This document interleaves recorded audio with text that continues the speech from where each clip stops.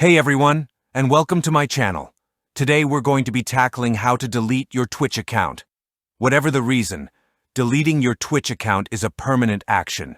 So let's walk through the steps together to make sure it's what you really want.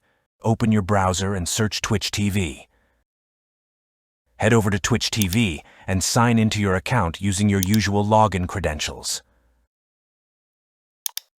Once you're logged in, click on your profile picture. In the top right corner of the screen, a drop-down menu will appear. Click on Settings. From the options in the Settings menu, navigate to the Profile tab. Scroll down until you find the section titled Disable Your Twitch Account. Click on the button that says Disable the Account. Twitch may ask you to provide a reason for deleting your account. This is optional, but if you'd like to share your feedback, you can do so here. Finally, click on the button that confirms you want to delete the account. Remember, this action is permanent. That's it.